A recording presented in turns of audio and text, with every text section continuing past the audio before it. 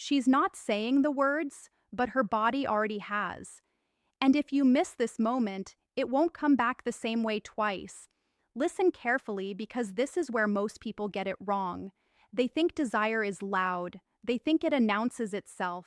They think intimacy shows up wearing obvious signals, like a sign on a door that says, "Come in." But real attraction doesn't work like that. Real attraction hides behind everyday behavior. It wears the costume of small things, and those small things, when you understand them, change how you see every interaction you've ever had. The first sign isn't about touch, it's about space. When a woman wants intimacy with you, she starts shrinking the distance between your worlds. Not just physically, but emotionally. She doesn't just stand closer, she lets you closer. Her stories get more personal, her tone gets softer, her pauses get longer. She isn't rushing to fill silence anymore because silence with you feels safe. Silence becomes a bridge instead of a wall. Watch how she reacts when the room gets quiet.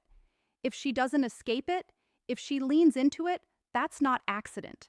That's comfort mixed with curiosity. And comfort mixed with curiosity is the emotional doorway to intimacy. Here's the part nobody teaches you. This is not about confidence tricks or clever lines. It's about whether she feels seen instead of judged. When she wants intimacy, she starts revealing pieces of herself that she normally keeps locked. Frustrations, fears, small insecurities disguised as jokes. She's testing something very specific. Can you hold this without trying to fix it? Can you hear it without using it? Most people fail right here. They rush to advice. They rush to solutions. They rush to show strength. But intimacy doesn't grow from strength. It grows from presence, from staying with what she says instead of running away from it. You'll notice her questions change too. They stop being polite and start being personal. Not invasive, but intentional. She wants to know how you think, not just what you do. She listens differently. Her eyes don't scan the room while you talk. They stay, they settle, they study. That's not boredom. That's interest. That's waking up. And here's the uncomfortable truth. When this sign appears, timing matters. If you ignore it, she won't repeat it louder. She'll pull it back. People don't keep offering emotional closeness when it isn't recognized. They close the door quietly and call it being busy. They change tone and pretend nothing shifted, but something did. This is why so many people say, "I don't know what went wrong." What went wrong was invisible. It was missed. It was a moment when closeness was offered and not met. So if you ever feel like someone is letting you into their inner world instead of just their schedule, pay attention. That's not random. That's not friendship by default. That's attraction choosing a safer language before it chooses a physical one. And the danger isn't misreading it. The danger is treating it casually, because when emotional doors open, they don't stay open forever. They wait for awareness. They wait for maturity. They wait for someone who understands that intimacy always begins in the mind before it ever reaches the body. The second sign is more dangerous than the first because it hides inside behavior that looks ordinary. It's how she touches the moment instead of touching you. When intimacy is forming, she doesn't reach for your body right away. She reaches for your attention and keeps it there. She finds reasons to stay in your orbit. She stretches time. A quick conversation turns into an hour. A simple message turns into a thread. A goodbye turns into one more thing. This isn't coincidence. This is psychological proximity. She's practicing being with you before she's with you. You'll see it in how she reacts to your presence. Her energy doesn't spike like nervous excitement. It settles like something that fits. She becomes more expressive, not louder, more playful, not dramatic. Her humor changes. It becomes teasing instead of neutral. Not cruel teasing, personal teasing, the kind that only works when someone feels close enough to risk being misunderstood. Here's the subtle part. She starts mirroring you, not copying you like a parrot, but syncing with you. If you slow down, she slows down. If you soften your voice, she softens hers. If you lean in emotionally, she leans in too. Humans don't do this consciously. We do it when we feel connected and safe at the same time. Attraction alone creates tension. Safety alone creates comfort. But when both exist together, intimacy starts knocking. Watch how she reacts to small boundaries. If you say no to something minor, does she respect it without pulling away? That's huge. Because when a woman wants intimacy, she's paying attention to whether closeness will cost her dignity. She's asking without words, if I move closer, will I still be myself? This is where many people sabotage everything. They think intimacy means pressure. They think it means speed. They think it means proving something, but intimacy isn't built by taking. It's built by not taking too much. It grows when she feels like choosing you is still her choice. Another quiet signal is how she talks about other men, not to make you jealous, but to make something clear.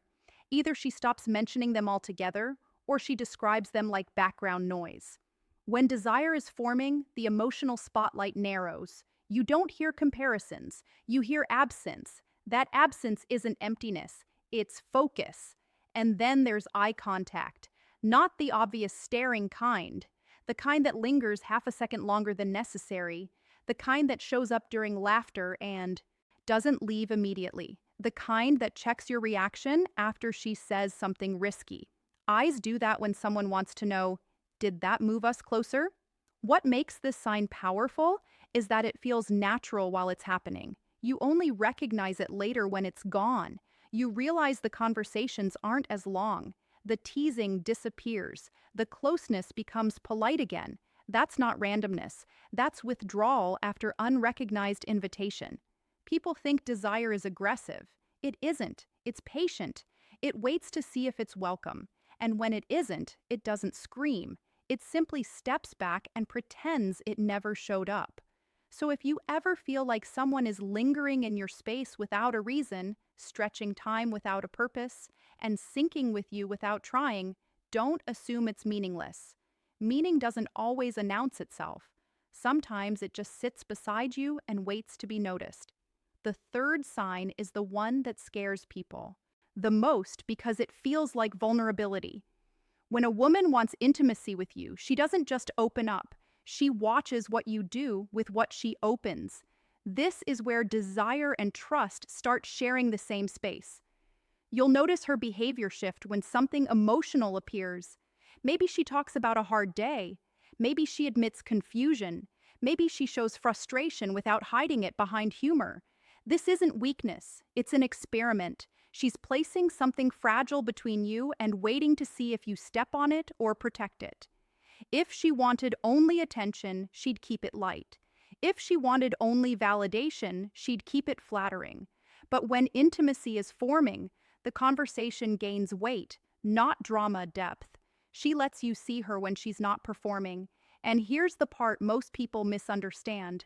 She may test you by pulling back right after opening up, not to manipulate, but to measure safety. If you chase too hard, she feels pressured. If you disappear, she feels exposed. What she's watching for is steadiness, not intensity.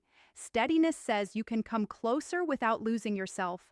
Another signal shows up in how she allows you into her routines, not her schedule, her habits, the small rituals, morning messages, late-night check-ins, sharing moments that don't look impressive but feel personal. When someone lets you into their ordinary world, that's intimacy before touch. That's saying, this is where I live emotionally. You're allowed here. Her body language will start reflecting comfort rather than display. She won't sit stiff. She'll sit naturally. She won't guard her posture. She'll turn toward you without thinking about it. Feet, shoulders, and attention align in your direction. These aren't tricks. They're unconscious signals of where the mind feels drawn. Listen to how she uses your name.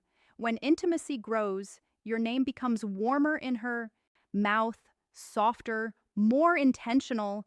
Names carry meaning when emotions are attached to them.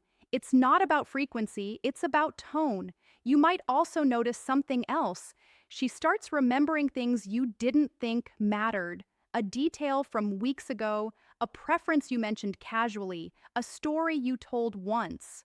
Memory is emotional currency. We remember what we care about.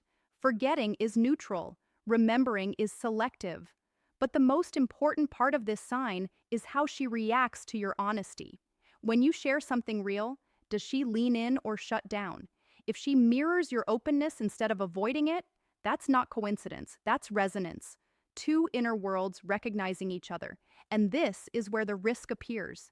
Because intimacy isn't guaranteed just because signs show up. It still needs response. It needs emotional leadership, not dominance, direction. Someone has to acknowledge what's happening without crushing it. You don't do that with pressure. You do it with clarity, with calm presence, with respect that doesn't freeze into distance. If you've ever felt someone get close, then slowly drift away without explanation. It wasn't random, it was uncompleted connection. A door that opened but never got a knockback. And people don't keep doors open when nobody enters. Now comes the part nobody wants to hear. Recognizing the signs is useless if you don't know how to respond to them. Intimacy doesn't collapse because people are blind. It collapses because people panic. They either rush forward or retreat behind jokes and distance. Both kill momentum.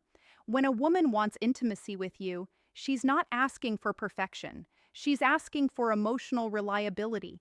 Can you stay grounded when the moment gets charged? Can you speak without hiding? Can you move forward without pushing?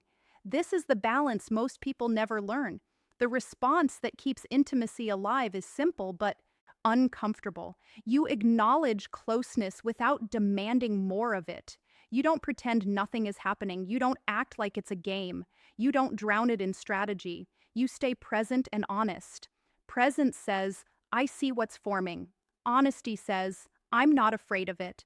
This is where tone matters more than words. If you become overly serious, you create pressure. If you become sarcastic, you create distance. The sweet spot is calm confidence, not boldness, not hesitation. Calm confidence, the kind that doesn't need to prove itself because it already knows what it's feeling. People think intimacy requires big moves. It doesn't. It requires small truths at the right time. A look that doesn't run. A sentence that doesn't hide. A pause that doesn't apologize. These are not dramatic acts. They are human ones. And humans recognize them instinctively. There is also something else happening beneath all of this. Fear on both sides. Fear of misreading. Fear of rejection. Fear of ruining something good. That fear is what turns signals into confusion. It's what makes people wait too long or move too fast. But fear isn't a stop sign. It's a signal that something meaningful is at stake. If you handle these moments with respect, something powerful happens. She doesn't feel chased. She doesn't feel ignored. She feels chosen. And being chosen without being cornered is the emotional foundation of intimacy. You don't need to label it. You don't need to escalate it instantly. You just need to stop pretending it's nothing.